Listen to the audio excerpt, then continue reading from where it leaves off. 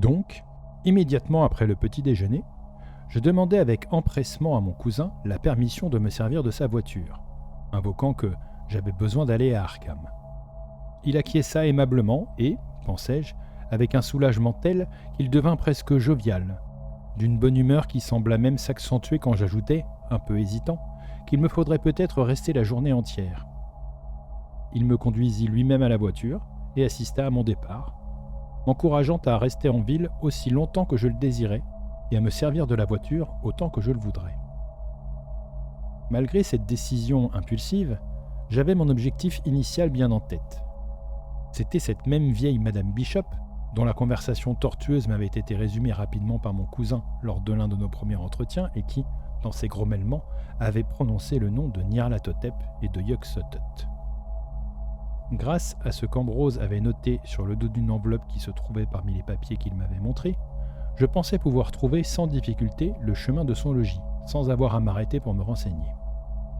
En outre, comme elle semblait être, d'après le rapport de mon cousin, une vieille femme superstitieuse quoique rusée, j'avais imaginé ce qui me paraissait un coup d'audace. Je l'aborderais de façon aussi détournée que possible pour tenter de lui arracher quelques renseignements qu'elle n'aurait peut-être jamais donnés autrement. Je trouvai l'endroit aussi facilement que prévu.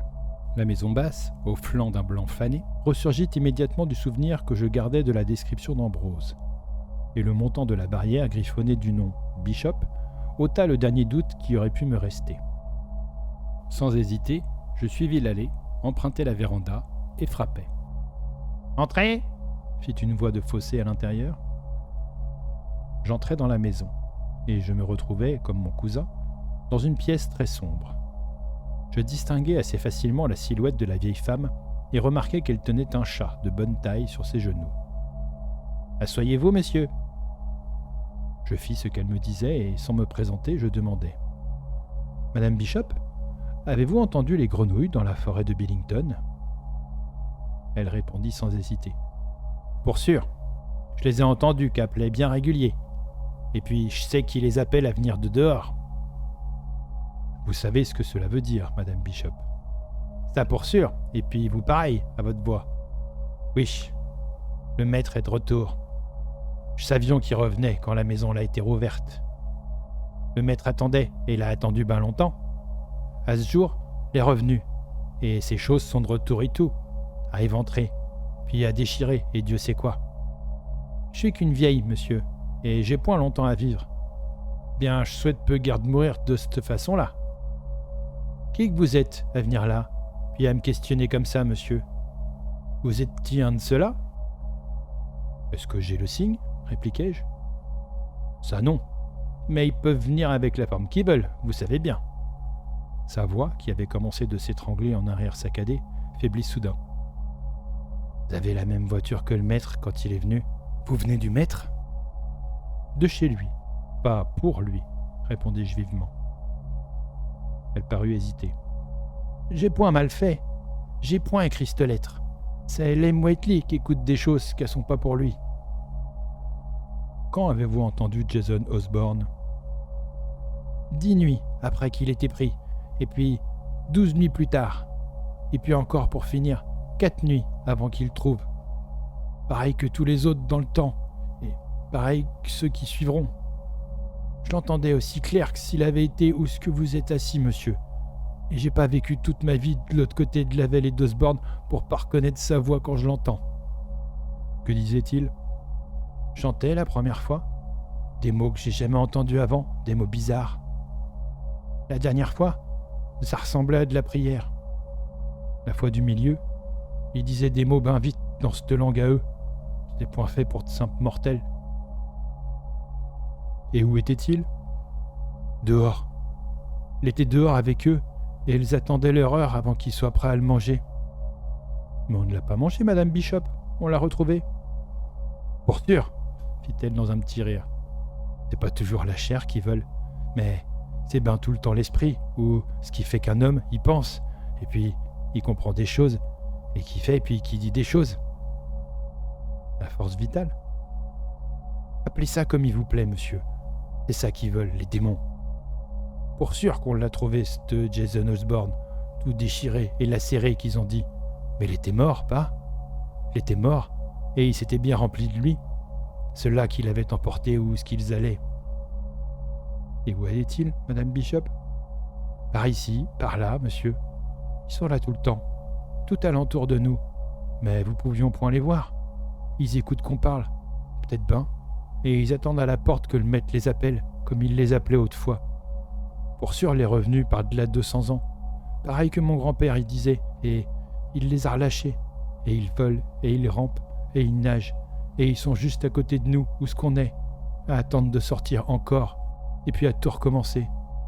Ils savent où ce que sont les portes, et connaissent la voix du maître. Mais même lui, il est point à l'abri d'eux, s'il connaît pas tous les signes, et puis les charmes et les serrures. Mais il sait, le maître, il sait. Il savait les renvoyer, d'après la parole qui est venue. Alijah? Alijah? Son rire obscène se répandit dans la pièce.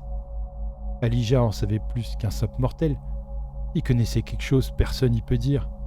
Il savait l'appeler et lui parler. Et il l'a jamais attrapé, Alijah. Alijah, il l'a enfermé et il est parti. Alijah, il l'a enfermé et il l'a aussi enfermé le maître avec, là-bas, dehors, quand le maître était prêt à revenir après ce longtemps. Il n'y en a point beaucoup qui savaient ça, à part Miss Quamacus. Le maître marchait sur la terre et personne ne le connaissait, car elle avait plein de visages. Oui, il avait la tête d'un Whately, puis celle d'un Doten, puis encore celle d'un Giles, et puis encore d'un Corée. Et il s'assoyait au milieu des Whately, et des Doten, et des Giles, et des Corée, et personne ne le connaissait autrement qu'un Whately, ou qu'un Doten, ou qu'un Giles, ou qu'un Corée. Et puis il mangeait avec eux, et il dormait avec eux, et il marchait, et il parlait avec eux. Mais elle était tellement dehors que ceux qu'il prenait faiblissaient et puis mouraient, pas capables qu'ils étaient de le contenir. Il y a qu'Alijah qui a damné son pion au maître. Pour sûr, il était fort, plus que 100 ans après que le maître l'était mort. Son rire effroyable jaillit de nouveau et s'éteignit. Je sais, monsieur, je sais. J'ai point l'habitude d'eux, mais je les entends causer là dehors. J'entends ce qu'ils disent, et même que je peux point comprendre les mots. Je sais bien ce qu'ils disent. Je suis né coiffé, et je peux les entendre, là, dehors. À ce moment, je commençais rapidement à me rendre compte de la valeur du point de vue de mon cousin. Je prenais conscience de son sens troublant d'un savoir occulte, de ce sentiment de supériorité presque méprisante qu'Ambrose avait remarqué. J'étais persuadé qu'elle détenait une énorme somme de connaissances secrètes et maudites, même si, comme auparavant, j'éprouvais cette impression d'impuissance à ne pas disposer de la clé essentielle qui m'aurait permis de comprendre les renseignements qu'on m'offrait. D'attendre de revenir partout la terre. C'est point seulement ici, d'attendre partout, dedans, sous la terre et sous la mer, tout pareil que dehors, et le maître les aide. Avez-vous vu le maître? Ne puis-je m'empêcher de demander? Je ne l'ai jamais aperçu, mais j'ai vu des formes qu'il avait pris. Il n'y a pas un de nous qui sait pas qu'il est revenu. On connaît tous les signes. On a pris Jason Osborne, pas vrai? Sont venus pour emporter Lew Waterbury, n'est-ce pas? Viendront encore, ajouta-t-elle sombrement. Madame Bishop, qui était Jonathan Bishop? Elle ricana de nouveau avec amertume, dans un drôle de bruit rappelant la chauve-souris. Ça oui, je veux bien vous dire. C'était mon grand-père. Il avait découvert quelques-uns des secrets, et il pensait qu'il savait tout. Il s'y était mis assez bien, et puis il commençait à l'appeler. Et il l'a envoyé courir après ceux qui épiaient et qui ziotaient. Mais elle était point l'égale du maître, et quelque chose l'a eu pareil que les autres. Et le maître, à ce qu'on dit, l'a jamais levé le petit doigt pour le secourir, car il disait comme ça qu'il était faible et qu'il n'avait pas le droit d'implorer les pierres ou d'appeler aux collines et de faire venir ces choses infernales sur nous et d'amener la haine dans notre pays de Dunwich, qui fait qu'il n'y a pas un Corée et pas un Tyndall qui a point d'haine pour les bishops. Tout ce que disait la vieille femme prenait une importance horrible. Les lettres de Bishop à Alijah Billington confirmaient fidèlement ce qu'elle me disait maintenant. Et une vérification supplémentaire existait, ainsi que mon cousin avait pris la peine de l'apprendre, dans les archives des journaux d'Arkham. Quelles qu'en fussent les motivations, les faits objectifs de cette affaire étaient indiscutables. Les hebdomadaires relataient la disparition, puis, un peu plus tard, la découverte de Wilbur Corey et celle de Jedediah Tyndall, sans cependant suggérer aucun rapprochement avec Jonathan Bishop. Or, les lettres de ce dernier, que probablement personne n'avait jamais vues hormis Elijah Billington de son temps, avaient opéré cette liaison avant même que Corey n'eût disparu. Et maintenant, ici même, la vieille dame admettait tranquillement que les Corey et les Tyndall détestaient les Bishop. Certainement pour nulle autre raison que parce qu'ils avaient correctement deviné le lien qui unissait Jonathan Bishop à ces deux disparitions inexpliquées.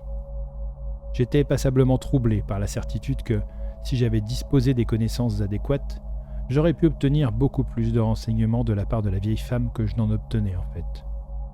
En outre, j'étais conscient que quelque chose d'infiniment terrible se cachait derrière ses paroles. Quelque chose qui résonnait dans son rire saccadé. Quelque chose qui semblait vraiment exister de façon tangible dans la pièce. Un immense champ de savoir secret, fondamental, qui me paraissait s'étendre sur un passé immémoriel et qui menaçait de fondre sur les siècles à venir. Une sensation affreuse et maligne qui hantait à jamais les ombres, attendant son heure pour venir et submerger toute vie. Vous n'avez jamais connu votre grand-père ? Non, jamais. Mais j'ai toujours su ce qu'on disait de lui. Il était habile, c'est vrai, mais point assez. Ce qui prouve bien, comme on dit, que savoir un peu, c'est dangereux. Il avait fait un cercle de pierre et il l'avait appelé. Et il était venu, et puis avec quelque chose d'autre aussi qui l'a emporté. Et puis après ça, le maître l'a renvoyé, et puis tous les autres avec, au dehors à travers le cercle. Il ricana de nouveau. « Savez donc point ce qui court là, de l'autre côté de la colline, monsieur ?» J'ouvris la bouche pour hasarder l'un des noms clés qui apparaissaient si souvent dans les vieux livres, mais elle m'imposa silence, avec une frayeur évidente qui, quoique imperceptible sur son visage, fit trembler sa voix. « Dites point les noms, monsieur. S'ils écoutent, peut-être ben qu'ils se rapprocheront et vous suivront. Sauf si vous avez le signe. » « Quel signe ? » ?»« Le signe de protection. » Je me rappelais le compte-rendu de mon cousin, au sujet des deux fainéants qu'il avait abordés lors de son expédition à Dunwich, en lui demandant s'il avait le signe. Il devait probablement s'agir du même signe, encore qu'il y eût apparemment là quelques contradictions. Je lui posai la question. Il voulait parler de l'autre signe. Ce sont des idiots. Ils savent point ce que ça veut dire, et ils se moquent de ce qui arrivera. Ils croient qu'ils seront riches et puissants.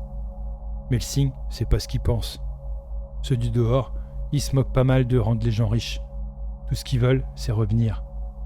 Revenir nous dominer et se mélanger à nous, et puis nous tuer quand ils seront prêts. Alors là, ça servira plus à rien de porter leur signe.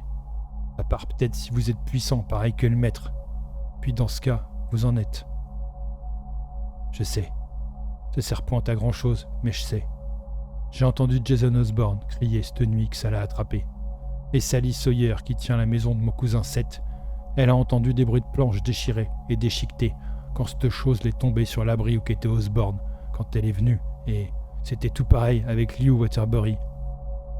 Même Fry l'a vu les traces, qu'elle dit. Des empreintes plus grosses qu'un éléphant il aurait fait, et plein partout. Tout comme si qu'elles étaient faites par quelque chose 2 fois, 3 fois plus grand qu'un éléphant. Et puis, il y avait plus que 4 pattes. Et elle a vu des traces d'elle aussi, à différents endroits. Mais elles ont rien fait que de rire d'elle et de dire qu'elle avait rêvé. Et quand elle les a amenés là-bas pour bien leur montrer, il n'y avait plus une trace. Juste par ici, par là, quelque chose de drôle. Tout comme si que les empreintes avaient été effacées, pour que personne y voie. J'avoue avoir été envahi de sueur froide et de picotements sur le crâne. La vieille parlait avec une telle intensité qu'elle semblait oublier ma présence. À l'évidence, tout ce qu'elle avait entendu, ajouté à ce qu'elle avait appris de son côté, la faisait ressasser sans cesse les événements mystérieux et horribles du pays. Et le pire de tout, c'est que vous pouvez point les voir du tout, mais vous pouvez dire quand ils sont prêts, avec l'odeur, la pire odeur de jamais. Pareil que quelque chose sorti droit de l'enfer. Bien que j'entendisse et comprisse ces paroles, je n'écoutais pour ainsi dire plus. Quelques-unes des choses qu'elle avait dites commençaient à entrer dans un schéma si évocateur que je restais assis, glacé d'horreur à la simple pensée de l'examiner sérieusement. Elle paraissait révérer le maître et faisait référence à un âge d'au moins 200 ans, donc Elijah Billington ne pouvait en aucun cas être l'objet de cette référence. S'agissait-il alors de Richard Billington, ou plutôt de cette personne insaisissable décrite par le révérend Ward Phillips comme un Richard Bellingham ou Bellingham ? Sous quel autre nom connaissez-vous le maître ? Demandai-je. Elle devint terriblement circonspecte, et sa méfiance à mon égard fut tout de suite évidente. « Il n'y a personne qui connaît son nom, monsieur. Appelez-le Elijah si vous voulez, ou appelez-le Richard, ou ben quelque chose encore plus vieux que ça. Le maître l'a vécu ici un petit moment, et puis il est parti vivre au dehors. Puis il est revenu, puis il est reparti au dehors, et maintenant il est de retour. Je suis bien vieille, monsieur, et toute ma vie j'ai entendu parler du maître, et j'ai vécu tout ce temps à l'attendre, à savoir qu'il reviendrait, comme que c'était prédit. N'a pas de nom, n'a pas d'endroit. Il vient, il part, dans le temps et hors du temps. Il doit être très vieux. » « Vieux ?» ricana-t-elle, et ses mains griffues produisirent un grincement sur le bras du fauteuil. « Il est plus vieux que moi, plus vieux que cette maison, plus vieux que vous, et que tous les trois ensemble. 1 an, c'est rien pour lui qu'un soupir, et 10 ans, à peine un tic-tac de pendule. » Elle parlait par énigmes dont je ne pouvais pénétrer le sens. Pourtant, une chose paraissait claire. La piste d'Elijah Billington et de ses activités remontait plus avant dans le temps, peut-être même au-delà de Richard Billington. À quoi alors Elijah était-il occupé ? Et pourquoi avait-il brutalement quitté son pays natal et s'en était-il retourné en Angleterre, d'où ses ancêtres étaient venus bien des années auparavant ?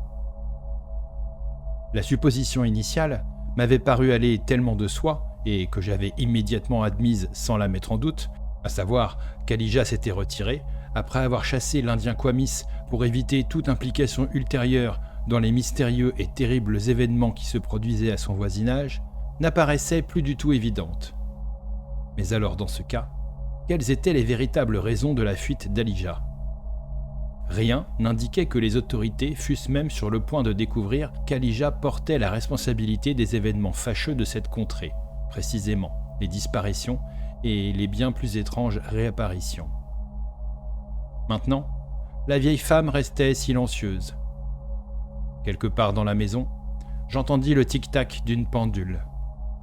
Le chat sur ses genoux se leva, arrondit son dos noir et sauta par terre.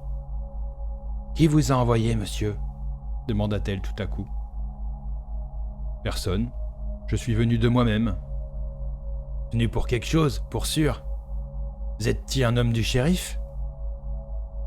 Je lui assurai que non. « Et vous portez point le signe des anciens ?» Je répondis encore par la négative. « Faites bien attention où ce que vous marchez. Faites attention à ce que vous causez, ou bien ceux de dehors, ils vous verront et vous entendront. Ou bien le maître, et le maître n'aime pas que les gens posent des questions ou rôdent de trop, et quand que le maître il aime point quelque chose, le maître il l'appelle dans le ciel ou les collines, ou bien où ce qui se trouve. » Je ne pouvais m'empêcher de réfléchir au fait que tout au long de notre conversation, je n'avais pas un instant douté de la sincérité de la vieille femme. Elle croyait tout simplement à ce qu'elle disait. Elle pouvait très bien ne pas comprendre toutes les implications que comportaient ses paroles, mais elle croyait fermement en quelque puissance étrangère qui se manifestait de différentes façons et avec une malignité en ce qui concernait l'humanité. Sur tout cela, je n'avais pas le moindre doute. Par moments, elle parlait presque religieusement, et je fus assez surpris d'apprendre, à la suite d'autres questions, qu'elle était congrégationnaliste, même si elle ne se rendait pas souvent à l'église, et qu'elle nourrissait une solide foi en Dieu, foi qui, évidemment, n'était pas du tout incompatible avec sa peur des êtres extraterrestres qui avaient une existence si vivante et si colorée dans son esprit. Quand finalement je pris congé d'elle, j'étais persuadé que les flots sombres dans lesquels nous nagions, mon cousin et moi, étaient trop immenses pour chacun de nous ou pour tous les deux réunis. La légère schizophrénie dont souffrait mon cousin dans sa maison et sa forêt compliquait encore la question, et il était évident que je devais m'adresser ailleurs pour obtenir une aide supplémentaire, ou alors échouer lamentablement dans mon enquête et faire naître Dieu sait quelle force. Car j'étais maintenant dans un tel état d'esprit que, sans même les comprendre, J'étais prêt à admettre l'existence de forces malignes, tapies quelque part dans les collines. Quel genre de créature, je n'en savais rien, dans l'attente de décimer les rangs de l'humanité. Tout en conduisant, je remâchais mes pensées sans relâche, et j'étais perdu dans un labyrinthe plein d'ouvertures, mais sans issue, offrant un ensemble de passages dont chacun menait à une fin fatale. Ce fut donc d'une humeur très sombre que j'arrivai enfin à la maison, où je trouvai mon cousin occupé dans la bibliothèque. Il n'avait manifestement pas pensé que je rentrerais si tôt, car, à mon arrivée, il rangea les papiers sur lesquels il travaillait, mais pas assez vite pour que je ne puisse entrevoir de bizarres figures et graphiques de sa main. Son embarrassante discrétion encourageait la mienne. Je ne présentais aucune explication au sujet de l'endroit où j'avais été, et j'ai réussi à éluder ses questions, ce qui visiblement l'ennuya, bien qu'aucune parole ne me le révélât. Il paraissait en fait mal à l'aise devant ma présence persistante, et je ne doutais pas que je devais lui donner la même impression. Heureusement, la journée était avancée et se termina bientôt. Je saisis la première occasion après le dîner pour me retirer, prétextant une migraine, ce qui n'était pas loin de la vérité si on admettait que la confusion de mes pensées constituait vraiment un désordre psychique équivalent à un mal de tête physique.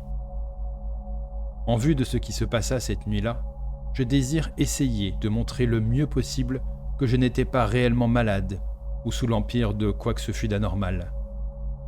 Mes pensées étaient chaotiques, certes, mais je n'étais pas dans un état d'esprit tel que j'eusse pu accepter facilement une hallucination. À vrai dire, j'étais particulièrement vigilant, très vraisemblablement du fait d'une sorte de prémonition instinctive de quelque chose de mystérieux qui pouvait se produire à tout moment. La soirée débuta, comme les précédentes, par les cris démoniaques des grenouilles s'élevant du marais en un crescendo assourdissant au milieu de cette forêt entre la maison et la tour. Le soleil s'était à peine couché, j'étais encore en bas que leurs coassements commencèrent, non pas de la façon à laquelle un naturaliste aurait pensé, avec quelques cris d'essai ici et là, puis un concert s'enflant graduellement, mais plutôt dans un chorus général et immédiat, ainsi qu'à quelques signals convenus dans les minutes qui suivirent la disparition du soleil au fond du ciel de l'Occident. Mon cousin feignait de ne pas entendre leur infernal et aigre coassement. Je n'y faisais pas allusion, ne sachant pas ce qu'il irait penser si je poursuivais sur ce sujet que nous avions entamé la veille au soir. Mais dans le sanctuaire de ma chambre, j'entendais de plus en plus ce cœur coassant, même s'il était moins éraillé qu'en bas. Néanmoins, j'étais décidé à ne permettre à mon imagination aucune liberté de vagabonder. Je me plongeais délibérément dans un livre que j'avais toujours avec moi, Le vent dans les saules de Kenneth Graham, et recommençais à lire les aventures de ces sympathiques personnages, Maul, Toad et Rat, prêts à les goûter comme toujours. Et au bout de relativement peu de temps, eu égard à la nature du lieu et aux incidents qui s'étaient produits depuis que j'étais venu la première fois, en réponse à la requête affolée de mon cousin, je me perdis dans l'agréable campagne anglaise le long de ce fleuve sempiternel qui coule au travers du pays natal des personnages inoubliables de Graham. Je lus pendant pas mal de temps, et, quoique je ne fusse pas un seul instant totalement oublieux du coassement batracien, j'étais assez pris par mon livre. Quand finalement je le fermais, l'heure approchait de minuit, et une lune gibbeuse avait pénétré dans la moitié occidentale du ciel, quittant sa position initiale à l'est du zénith. J'éteignais la lumière dans ma chambre, car mes yeux étaient assez fatigués. Cependant, je n'étais guère là moi-même. J'étais détendu, un peu troublé encore dans les recoins perdus de mon esprit, d'où les événements de l'histoire qui m'étaient si familières ne s'étaient pas encore retirés. Je restais assis quelque temps dans cet état, tandis que les différents morceaux du problème Billington refaisaient irruption dans mes pensées. Alors que je m'efforçais de trouver quelque logique dans tout cela, je me rendis compte que la porte de mon cousin s'ouvrait et qu'il sortait dans le couloir. Je crois que je sus à l'instant qu'il allait à la tour de pierre. Je me souviens d'avoir eu le désir impulsif de l'arrêter, mais je n'y cédai point. Je l'entendis descendre l'escalier, et puis, pendant quelque temps, plus aucun bruit. Ensuite, une porte de la maison claqua.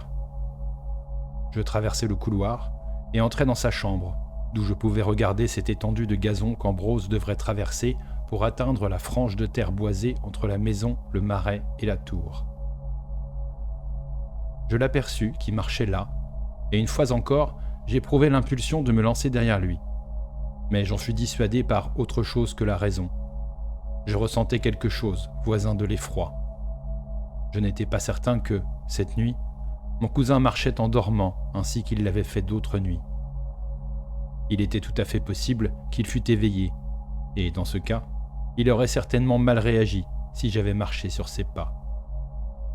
Je restai quelque temps indécis, et finis par penser que je devais pouvoir m'assurer si, oui ou non, Ambrose allait à la tour, simplement en descendant dans le bureau et en escaladant la bibliothèque sous le vitrail pour regarder au travers du cercle central de verre blanc qui était braqué sur le haut de la tour.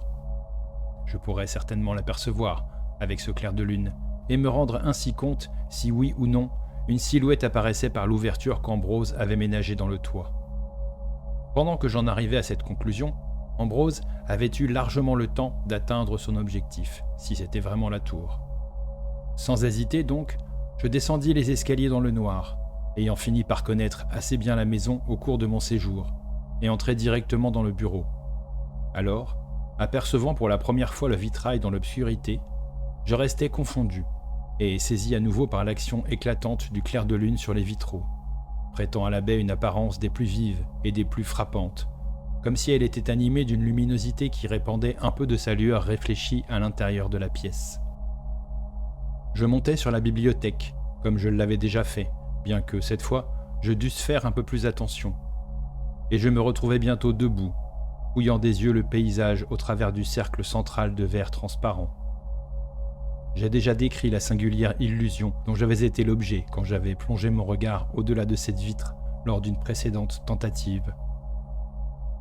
Le résultat que j'obtenais à présent était analogue, mais au premier abord, rien n'indiquait une quelconque illusion. Simplement plutôt une exagération abusive, car la scène que je voyais représentait vraiment ce à quoi je m'étais attendu. Mais le paysage était baigné d'une lumière qui paraissait beaucoup plus forte que celle déversée par la lune, quoique dans les mêmes tons. Comme si du vin blanc enveloppait toute chose, transformant subtilement forme, couleur et ombre en quelque chose de détaché et d'étrange. La tour jaillissait de ce paysage. Seulement, elle semblait maintenant beaucoup plus proche qu'elle ne l'avait jamais été. Elle paraissait effectivement n'être pas plus loin que la lisière du bois, et pourtant les proportions et la perspective restaient exactes et normales, si bien que j'avais, à la fois et en même temps, l'impression de regarder une scène à travers une loupe et la certitude que tout était comme il se devait. Mon attention, cependant, n'était pas retenue par les perspectives, ou même par l'éclairage plus puissant que celui qu'on aurait pu attendre de cette lune gibbeuse, mais bien par la tour elle-même.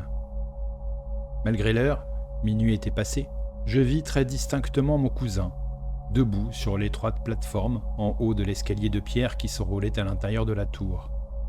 Effectivement, la moitié de son corps apparaissait nettement dans la clarté de ce paysage illuminé, et, au moment où je l'aperçus, il avait les deux bras tendus vers les cieux, en direction de l'ouest, où brillaient à cette heure les étoiles et les constellations des nuits d'hiver, très basses sur l'horizon, Aldébaran dans les Hyades, une partie d'Orion, et légèrement plus haut Sirius, la Chèvre, Castor et Pollux, ainsi que la planète Saturne, bien qu'elles fussent un peu voilées par la proximité de la Lune.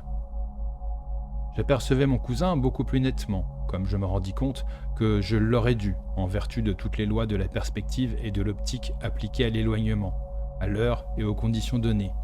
Mais, sur le moment, cela ne me frappa pas aussi brutalement que c'eût été normal pour une raison très simple.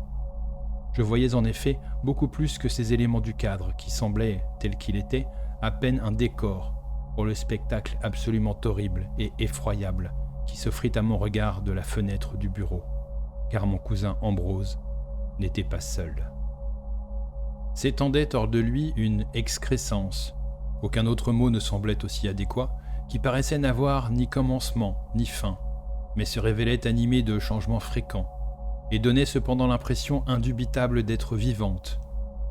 Une excrescence, dis-je, qui ressemblait vaguement tout à la fois à un serpent, à une chauve-souris et à l'un de ces immenses monstres amorphes de cette période de la formation du monde, quand les créatures n'avaient pas encore complètement émergé du limon originel.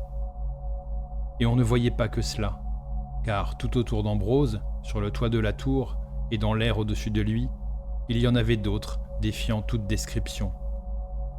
Sur le toit, une de chaque côté de lui, se tenaient deux créatures aux allures de crapauds, qui semblaient changer en permanence de forme et d'aspect, et desquelles émanait, d'une manière que je ne pouvais percevoir, une affreuse ululation, un cri aigu, avec lequel rivalisait seulement le chœur strident des grenouilles, qui atteignait maintenant à une hauteur véritablement cacophonique.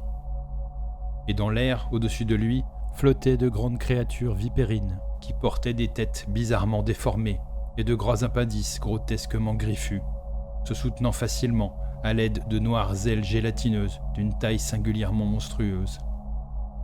Vraiment, le spectacle, qui en des circonstances ordinaires m'aurait envoyé chancelant en arrière, était si incroyable que ma réaction immédiate fut que j'avais perdu la raison, que mes préoccupations à l'égard du problème de la forêt de Billington et les événements des années passées dans cette région m'avaient tellement touché que pareille hallucination était tout ce à quoi je pouvais m'attendre.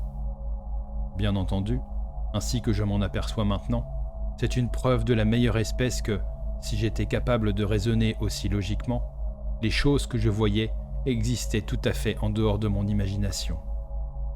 En plus de cela, à l'extérieur de la tour, tout proche, il y avait un flux et un brassage continu. Les créatures aux ailes de chauve-souris étaient parfois visibles, parfois invisibles, disparaissant brutalement, comme si elles glissaient d'un coup dans une autre dimension. Les joueurs de flûte amorphes sur le toit étaient tantôt grands et monstrueux, tantôt petits, aux allures de nains, et l'extension spatiale devant mon cousin, que j'ai décrite comme une excrescence, connaissait des modifications si hideuses que je ne pouvais en détacher les yeux, persuadé qu'à tout instant, cette illusion et tout le reste s'évanouiraient et qu'il ne resterait que le paysage serein sous le clair de lune que je m'étais attendu à voir. Et en la décrivant en modification, je sais que je reste bien loin de la description exacte de ce qui se passait sous mon regard horrifié et incrédule, car la chose, qui m'était d'abord apparue sous la forme d'une extension angulaire dans l'espace ayant son foyer devant mon cousin Ambrose dans la tour, devint successivement une vaste masse informe de chair en devenir, squameuse telle certains serpents, lançant et rétractant constamment et sans cesse d'innombrables appendices tentaculaires de toute longueur et de toute forme. Une horrible chose, couverte d'une fourrure noirâtre, avec d'énormes yeux rouges éclos partout sur son corps. Une monstruosité infernale qui paraissait poulpeuse, alors que son torse était devenu une petite masse racornie, avec des tentacules des centaines de fois plus grands et plus lourds qui s'élançaient en arrière dans l'espace, avec un mouvement d'éventail, et dont les extrémités se dépouillaient ou se fondaient littéralement dans le lointain, tandis que le corps empourpré ouvrait un œil immense pour regarder mon cousin et révélait, toute proche, une vaste bouche béante d'où s'échappait un cri terrible, quoique assourdi, au son duquel les joueurs de flûte sur la tour et les chanteurs stridents dans le marécage portaient leur sauvage musique à un niveau insoutenable. Et mon cousin exhalait des ululements effroyables qui flottaient mollement jusqu'à mes oreilles comme un horrible simulacre de quelque chose moins qu'humain et me remplissaient d'une terreur et d'un effroi insondables tels que je n'en avais jamais connu auparavant, car, parmi les bruits qu'il produisait, il proférait l'un des noms redoutables qui avait si souvent résonné, toujours porteur d'une abomination incroyable dans l'histoire de cette contrée maudite. Ngari, Ngari, tout cela provoquant un fracas si fantastique et si bestial que je pensais que certainement le monde entier devait l'entendre. Et je tombais de la fenêtre, submergé une fois encore par cette effroyable malignité fusant vers moi, non pas tant cette fois-ci des murs que de cette étrange fenêtre. Bref, je m'écroulais sur le plancher, tombant sur un genou, et pendant un moment, je restais ainsi, tandis que je recouvrais mes esprits. Puis, je me relevai, tremblant, et je tendis l'oreille, effrayé des sons qui pourraient me parvenir. Mais je n'entendis rien, et alors, terriblement troublé et incapable de comprendre ce qui était arrivé, je commençai de regrimper sur le dessus de la bibliothèque, malgré la formidable impulsion qui me poussait à prendre la fuite. Mes pensées étaient chaotiques. Il me semblait que j'avais été le jouet d'une hallucination terrible et incroyable. Je sentais que je devais regarder encore une fois la tour de pierre dans la forêt. Ainsi, poussé en avant et pourtant violemment tiré en arrière, je réussis à retrouver ma position précédente et j'ouvris doucement les yeux sur la scène d'horreur. Je vis la tour, je vis la forêt sous le clair de lune, et la lune aussi s'abaissant vers l'Orient, et de l'une des étoiles s'échappa brièvement ce qui paraissait être une ligne subtile et flottante, une sorte de prolongement ectoplasmique. Mais de ce qui s'était gravé de façon indélébile dans ma conscience, à peine quelques instants auparavant, je ne vis rien.